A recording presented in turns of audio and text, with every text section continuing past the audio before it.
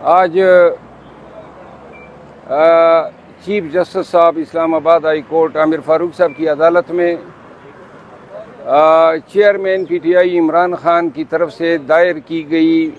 Criminal revision جس پر حسب معمول اعتراض لگا تھا، اس پہ سنوائی ہوئی اور فاضل چیف جسٹس صاحب کو میں نے گزارش کی کہ جی بلا دریغ ہمارے خان صاحب کے ہر کیس پہ اعتراض لگایا جاتا ہے، جس طرح آج کا اعتراض ہے تو اس پہ میں نے جو قانونی نکات تھے وہ عدالت کے سامنے بیان کیے۔ فاضل چیف جسٹس صاحب کا کہنا تھا کہ جس رول کے تحت عذر اٹھایا گیا ہے وہ رول انہوں نے دیکھا نہیں ہے تو وہ پڑھ کے آرڈر کر دیں گے۔ اگر یہ کیس جو ہے چونکہ اس اعتراض کی وجہ سے آج میرٹ پہ نہیں سنا جا سکا اور اگر یہ کل فکس نہیں ہوتا ہے تو اس کا مطلب یہ ہے کہ پیر کے روز ابوالاسناد ذوالقرنین صاحب جو ہیں فرد جرم بنوائیں گے اور یوں جو ہے ہمارا جو حق ہے ایکسیس ٹو جسٹس کا وہ ڈینائی ہوا ہے۔ آج میں نے محترم چیف جسٹس صاحب کو یہ بھی گزارش کی کہ اگر ہمارا جو پینڈنگ مقدمہ تھا جس پہ وہ سماعت کر چکے ہیں، جس میں سائفر کے ان سائڈ جیل ٹرائل کو یا ان کیمرہ ٹرائل کو اور جج صاحب کی جو تقرری تھی سائفر کیس کے ٹرائل جج صاحب کی، جس کو ہم نے چیلنج کیا تھا اور جس کو 1 مہینہ سے زیادہ وقت ہو گیا ہے فیصلے کو محفوظ کیے ہوئے، اگر وہ سنایا جا چکا ہوتا تو یہ ان کیسز کو دائر کرنے کی ضرورت نہ پڑتی۔ تو آج انہوں نے پھر کہا کہ آج یا کل میں فیصلہ سنا دوں گا۔ یہ بہرحال یہ تمام گزارشات کا خلاصہ یہ ہے کہ عدالت میں جب جاتے ہیں تو ہمارے مقدمے طوالت کا شکار ہو جاتے ہیں۔ واضح طور پہ مجھے نظر آ رہا ہے کہ پیر کے روز ابوالاسناد صاحب ہر حالت میں فرد جرم بنائیں گے اور یہ جو ہماری کوششیں ہیں، جو ہمارے قانونی حقوق ہیں جن کے تحت ان پروسیڈنگ کو میں نے چیلنج کیا تھا 9 اکتوبر کی پروسیڈنگ کو، جس میں جج صاحب سے ہم نے نقولات لینے سے انکار کیا تھا اور آرڈر شیٹ اگر آپ پڑھیں گے تو جج صاحب لکھتا ہے میں نے نقولات دے دیے ہیں۔ یہ آرڈر شیٹ جو ہے اس کو ایک سینکٹٹی، ایک تقدس حاصل ہوتا ہے، اس میں کبھی غلط بیانی نہیں لکھی جاتی ہیں، لیکن فاضل جج صاحب جو ہیں انہوں نے اس میں ارتکاب غلط بیانی کیا ہے کہ میں نے نقول دے دی، ہم نے کبھی نقول ان سے واصل نہیں کیے ہیں۔ اور آج یہ بات بھی میں نے جو ہے فاضل چیف جسٹس صاحب کے سامنے گوش گزار کی۔ تو بیسیکلی ہماری عقل ہی معاف ہوتی جا رہی ہے کہ کیوں کر یہ اس طرح کیا جا رہا ہے، کیوں کر جو ہیں آپ ایک طرف پہ فرد جرم بنانے پہ تلے ہوئے ہیں اور دوسری طرف ہمارے جو حقوق ہیں آئینی طور پہ، قانونی طور پہ اوپر کی عدالتوں میں ان پروسیڈنگ کو چیلنج کرنے کا، ان کو میرٹ پہ آنے کا وقت ہی نہیں مل رہا ہے۔ اب اگر یہ آج کا کیس جو ہے کل مقرر نہیں ہوتا ہے تو اس کا مطلب یہ ہے کہ فرد جرم جو ہے نا دلیر صاحب نے ہر حالت میں بنانا ہے۔ تو میں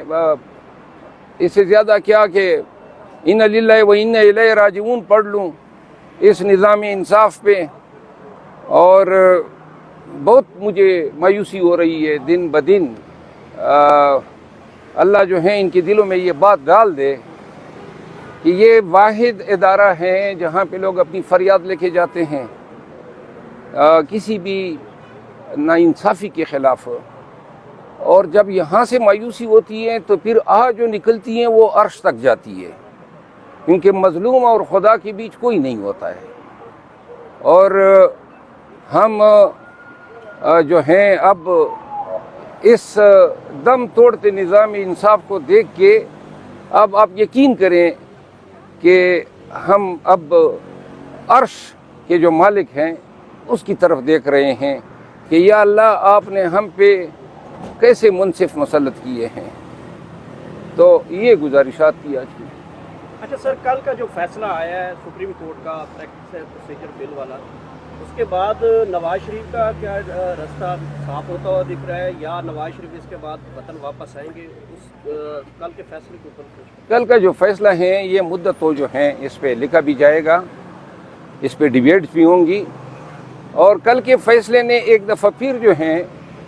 یہ اعادہ کرا دیا ہے کہ سپریم کورٹ ابھی تک منقسم ہے۔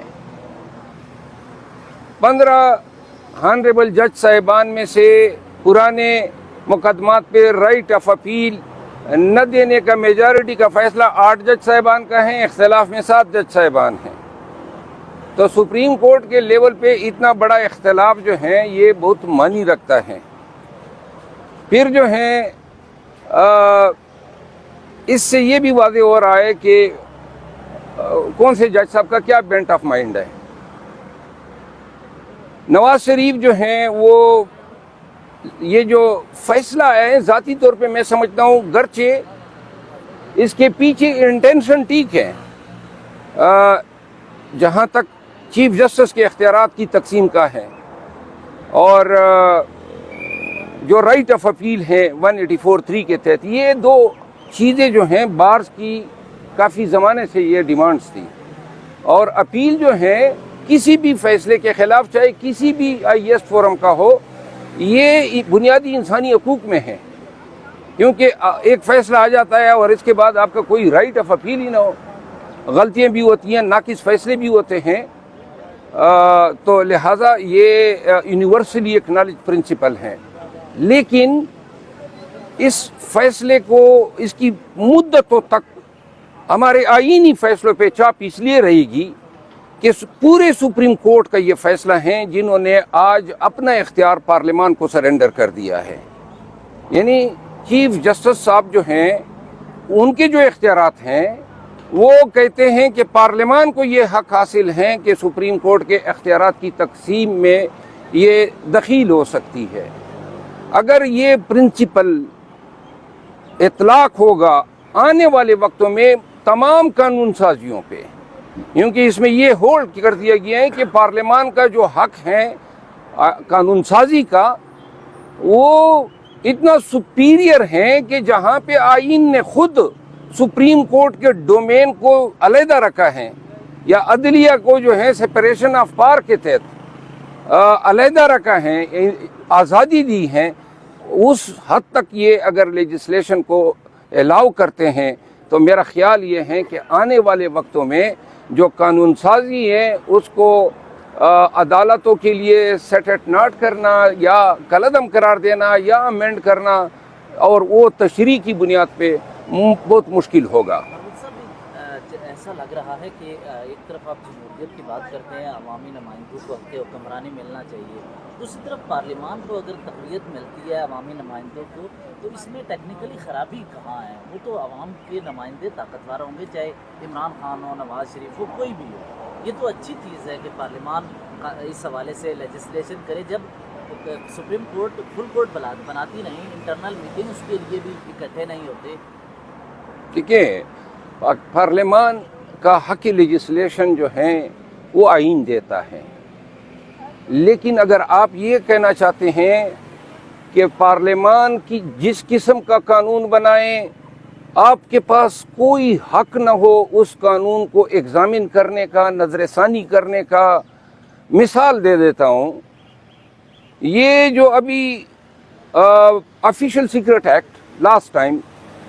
جو تنازع بھی بنا، اور جو ملٹری ایکٹ میں جو ترمیمات کی گئی کہ آپ کے گھر میں بغیر وارنٹ کے کوئی گھس سکتا ہے، یہ اس پارلیمان نے قانون بنایا۔ یہ ایک سیاہ قانون ہے، کن مہذب معاشروں میں ایسے قوانین بنتے ہیں؟ پارلیمان ایسے قوانین بناتی ہے، اور یہ اس پارلیمان کو تو آگے رکھا گیا، ربڑ سٹیمپ تھا۔ تو اب آپ یہ کہنا چاہتے ہیں کہ پارلیمان اگر یہ لکھ دے کہ سورج جو ہے وہ مشرق کے بجائے مغرب میں نکلا کرے گا تو کوئی ان کو کچھ نہ کہیں؟ ایسے پھر میں آپ کو بتا دوں، دیکھیں 184(3) یہ آئینی پروویژن ہے، آرٹیکل 184(3) آئین کہتا ہے، اب آئین میں اگر جہاں پہ اپیل کی ریمیڈی ہے وہاں آئین نے اسپیسیفکلی کہا ہے کہ اس کے اگینسٹ سپریم کورٹ کا یہ اپیل کا حق ہوگا۔ جب 184(3) میں اپیل کا حق آئین نے نہیں دیا ہے تو آپ سبارڈینیٹ لا کے ذریعے اس میں اپیل کا حق متعارف کرا رہے ہیں. تو اب یہ کوشچن پیدا ہوتا ہے کہ کیا اس کے لیے ضروری نہیں ہے کہ آئینی امینڈمنٹ ہو؟ یہ جو میں بات کر رہا ہوں وہ پارلیمان کے اس حق کو چیلنج نہیں کر رہا ہوں. دو چیزیں بدستور رہنی چاہیے کہ قوانین جو ہیں عوام کے مفاد میں بننے چاہیے. یہ ایسے قوانین اب سائفر جو آفیشیل سیکرٹ ایکٹ ہے سن 1923 کا بنا ہوا قانون ہے, اور اس کے علاوہ آپ کے پاس اینٹی اسپائنیج ایکٹ بھی ہیں, آپ کے پاس دہشت گردی کے قوانین بھی ہیں. اب جو انہوں نے اب اس میں ترمیمات کی ہیں آفیشیل سیکرٹ ایکٹ میں, پہلے یہ جنگ کے زمانے کے لیے لاگو ہوتا تھا, اب کہتے ہیں حالت امن میں بھی. اور سب سے زیادہ اس قانون سے ہر معاشرے میں جہاں پہ جن جورسڈکشن میں ہیں وہاں صحافی متاثر ہوئے ہیں. یعنی آپ کسی سرکاری دستاویز کو آپ اٹھائیں گے اور رپورٹ کریں گے جناب آپ نے اصلاح کی وائلیشن کر دی ہے. تو کیا ایسے قوانین ہمارے معاشرے میں ہونے چاہیے؟ آپ کے مینٹیننس آف پبلک آرڈر کے ڈریکونین لاز ہیں, آپ کے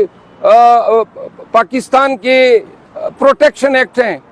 پہلے آپ کے FCR ہوا کرتے تھے فرنٹیئر کرائم ریگولیشن. ہمارے ہاں بڑے بلیک لاز ہیں. یہ آپ کی زمین جو ہے بغیر کسی وجہ کے کوئی بھی حکومتی ادارہ یا یہ جو ہاؤسنگ سوسائٹیاں ہیں وہ آپ کی زمین ایکوائر کر لیتے ہیں, یا لینڈ ایکویزیشن ایکٹ. اور بھائی یہ کن مہذب معاشرے میں ہوتے ہیں؟ زمین آپ کی ہے جناب, وہ 10 لوگ مل کے جو ہیں کہہ دیتے ہیں نہیں اس گاؤں کی زمین کو ہم نے عطیانہ ہے, جس طرح پورے پاکستان کی زمین عطیائی جا رہی ہے. تو بلیک لاس کو, پبلک کے مفاد کے منافی قوانین کو عدالتوں کو پرو ایکٹیو اپروچ دینی چاہیے. کل کا جو فیصلہ ہوا ہے کچھ اچھے آسپیکٹ ہیں, لیکن صرف میرا کنسرن یہ ہے کہ آپ نے پارلیمان کو اپنی ہی جڑوں کو کاٹنے کا موقع دیا ہے, اور یہ سلسلہ رکے گا نہیں. جی بڑے خاموش ہو گئے ہو. گھر کے حوالے سے کیا اپڈیٹ ہوئی ہے؟ ہاں جی, اپڈیٹ ہوئی ہے جو گرایا گیا تھا گھر کے ساتھ آپ کا؟ تو وہ